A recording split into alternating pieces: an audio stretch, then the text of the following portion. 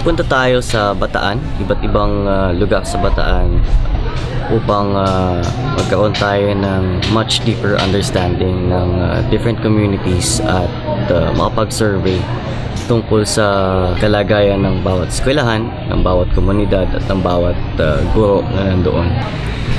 Sa Lamao Elementary School, tayo ay nag-donate ng mga libro, mga footwear, sapatos at tsinelas at ilang mga damit kung saan pinamahagi natin ang mga ito sa mga guro ng Lamao Elementary School. Pinakilala natin sa kanila kung ano ang AKAP. Ipinakilala natin sa kanila kung ano ang ating layunin, na hindi lang ito one-time donation, kundi isang malawakang programa na nais nating itaguyod sa kanilang komunidad at paaralan. We are trying to connect with more, more benefactors para ma-bless po talaga namin yung mga guro. Kasi ang aking asawa po ay teacher din siya.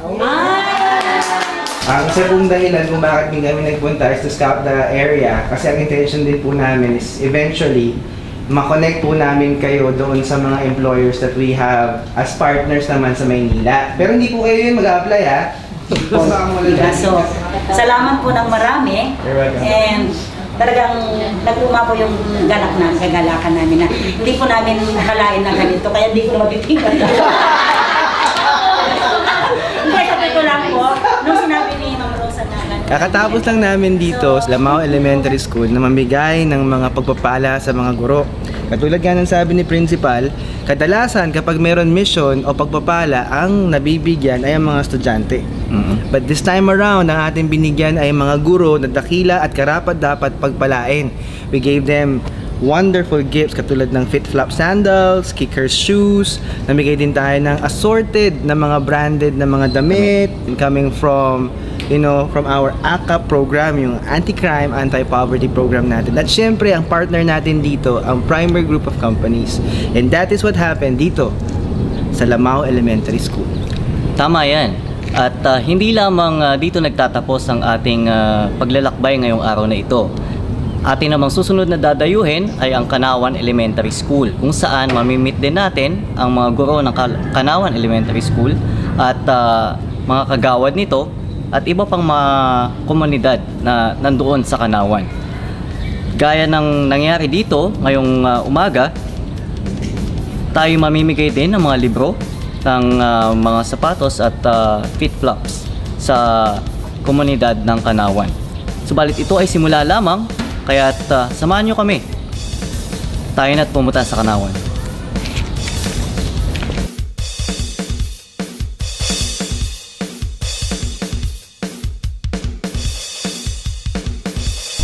Ako'y napapunta doon dahil sa isang planning session ng Ateneo Alumni Scholars Association, kung saan ipinakilala sa amin ni Mr. Tonino Habana, ang principal ng Kanawan Elementary School. At doon nga nagkaroon kami ng kaunting pag-uusap tungkol sa kalagayan ng kanilang paaralan, kalagayan ng kanilang mga estudyante, at kung ano din yung tulong na kinakailangan nila.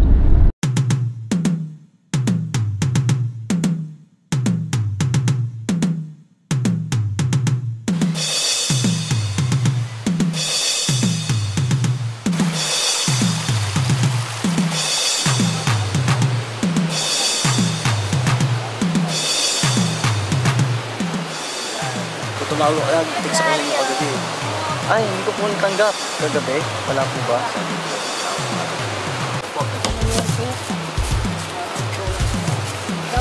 Sumunod na pinuntahan naman natin ang bulubundukin na komunidad ng mga Aita sa Kanawan. Medyo mahirap ang daan nito dahil paakyat, basa ang lupa, maulan, maambon, maputik. So medyo delikado, lalong-lalo na kung may mga dala kang mabibigat na bagay.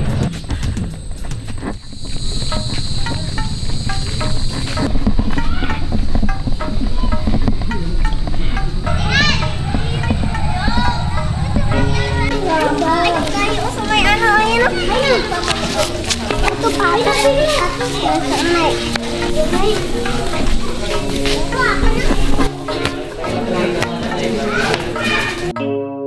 sa Kanawan Elementary School o sa sitio ng Kanawan mismo, na-meet natin ang mga guro ng Kanawan Elementary School at dalawang kagawad ng sitio Kanawan.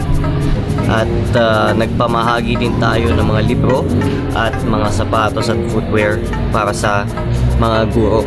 Subalit gaya ng sa Lamao, pinakilala din natin sa Kanawan ang AKAP, ang Anti-Crime, Anti-Poverty Program ng Salvation in the Name of Jesus, kung saan in-encourage natin ang bawat guro na nandoon na ipagpatuloy ang kanilang mabuting gawain sa kanilang pagpapasensya sa kanilang mga estudyante at ang kanilang dedikasyon na magturo at magbago ng pananaw at mag-educate ng mga bata. So during the orientation, in-empower natin sila at nais natin silang maging bahagi ng ating programa. Ang insight natin dito, makikita natin na ang mga kalalakihan na dumalo sa ating pagtipon ay nais talagang magbago ang sitwasyon ng kanilang pamilya at nais ng mga ama na dumalo sa ating pagtitipon na makapagtapos ang kanilang mga anak ng pag-aaral. May mahal na araw na halimbawa kami papasok sa teritoryo nila. Talagang lalaki talaga, papakita ko talaga yung pagkalalaki. So nakausap nga natin si Kagawad Ludring, ang isa sa mga pinuno ng sitio Kanawan, ng tribo nila. Ang sabi ni Kagawad Ludring sa akin ay ako nga talagang ginagawa ko ang lahat ng aking makakaya makapagtapos lang ang aking anak ng kanyang pag-aaral. Maituloy lamang niya ang kanyang pag-aaral. At sabi ko naman, tama po yun. Sapagkat kapag napagtapos po ninyo siya ng high school, maaari po tayong maghanap ng mga scholarship para makatungtong sa kolehiyo ang iyong anak at makapagtapos din siya. Tuwang-tuwa ang si Kagawad Ludring nung nalaman niya ito dahil parang nabigyan siya ng pag-asa. Nabigyan ng pag-asa na ay, may pag-asa pala na mabago ang buhay namin dito sa Kanawan. May pag-asa pala na makapagtapos ang mga mag-aaral ng sitio ng Kanawan. Bakit? Kasi ang karaniwan sa mga estudyante ng sitio ng Kanawan ay matuto lang magbasa at magsulat. Nagsisimula na silang magtrabaho at humihinto na sila sa kanilang pag-aaral. Bakit? Kasi kinakailangan nilang mabuhay. Kinakailangan nilang tulungan ang kanilang mga magulang sa paghahunting, pag-harvest ng pulot. At ito ay nakakalungkot. Bakit? Kasi iikot at iikot lamang ang sitwasyon nila. Paulit-ulit na lang at walang progreso. So nais natin silang tulungan. Inaanyayahan namin ang bawat isa na maging bahagi ng programang ito upang matulungan hindi lamang ang komunidad ng Kanawan, bagkus ay pati na rin ang iba't iba pang mga komunidad dito sa ating bansa.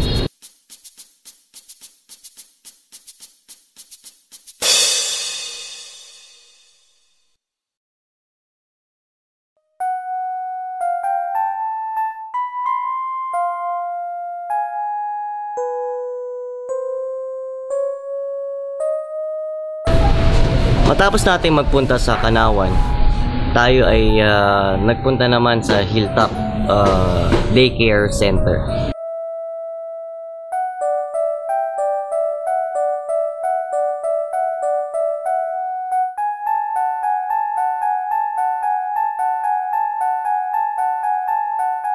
Si Ma'am Ruby ang namamahala ng daycare at meron siyang 30 na mga 3 to 4 year old na mga estudyante.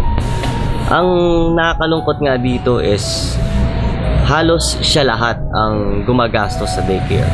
Lahat ng supplies, ultimo electric fan, katulong niya ang mga magulang ng kanyang mga mag-aaral. Dati kasi doon lang kami sa bahay ng Kagawad.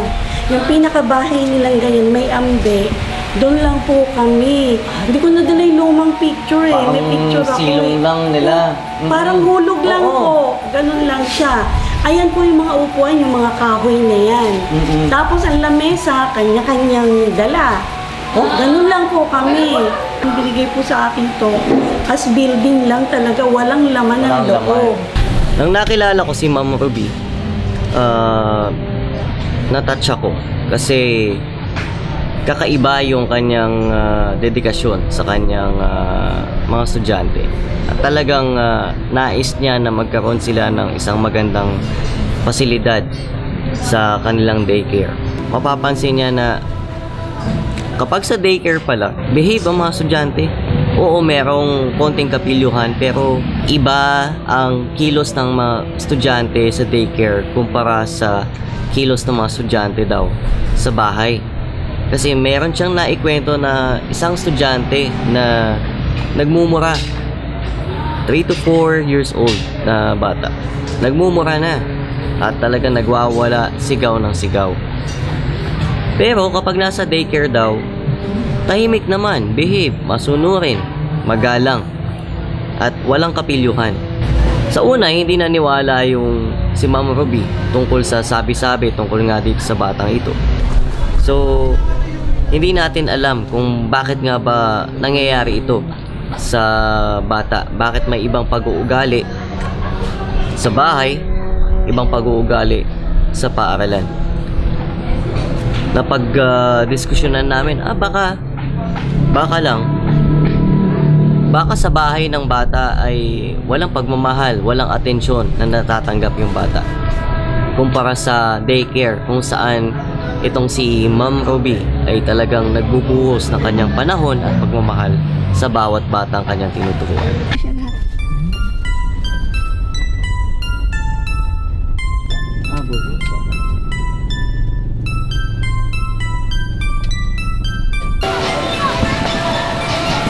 Matapos ang Hilltop Daycare Center, tayo naman ay tumuloy sa Panibatuhan Elementary School. Sa Panibatuhan Elementary School, nakatagpo natin doon si Ma'am Blessy, ang principal ng Panibatuhan. So, si Ma'am Blessy ay mukhang experienced teacher na at nakapagturo na din siya sa iba't ibang paaralan. Si Ma'am Blessy naman ay makikita natin yung talagang desire niya na makapagtapos ang kanyang mga mag-aaral. Siya mismo, principal na mismo, nagtuturo pa rin sa ilan sa mga klase sa Panibatuhan. Dahil nais niyang maturuan at mabigyan ng pag-asa ang kanyang mga mag-aaral sa Panibatuhan. Mas mahirap pa siyang pag nagmula ka sa tabing dagat, doon sa lugar nila, sa Gantuan, kung tawagin nila. Pag umakyat ka, sumalunga ka doon, at least nga yung mga bata sa Kanawan, paglakad nilang gano'n, school na. Yung kanila, lalakad sila na gano'ng kalayo sa Kanawan from Hanging Bridge to Pasalunga din yun. Pagdating nila doon sa tawag nila 3 poste, sasakay pa sila ng bus to school. Ganun sabi ko, kung ako grade 1, di na ako mag-aaral. Pero sila, nakakatuwa pumapasok sila. Tsaka mababait din ang bata. Yun, doon ka na mabibili. Naibahagi nga sa atin ni Ma'am Blessy ang isa sa kaniyang mga mag-aaral o ang common na reason ng kanyang mga mag-aaral kung bakit daw hindi sila nakakapagpasa ng assignment. Hindi ito nalalayo sa sitwasyon ng mga kabataan sa Kanawan kung saan pagtagal-tagal daw, lalo na't panahon ng pangingisda at pagtatanim, ang mga estudyante talaga ay humihinto. Ang isa sa mga dahilan ay una, nahihirapan daw silang makasunod sa klase. Bakit? Kasi dahil nga sa tumutulong ang mga kabataang ito sa kanilang mga magulang sa trabaho, sila ay lumiliban sa klase at namimiss nila ang maraming lesson.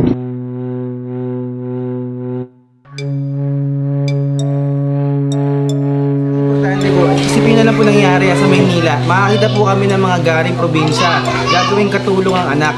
Papasahurin ng 2,000. 2,500, 3,000. Minsan abusado pa yung yung amo. Masakit po na damdamin namin bilang mga magulang. Makakita kami ng mga anak kasi may anak din po kami.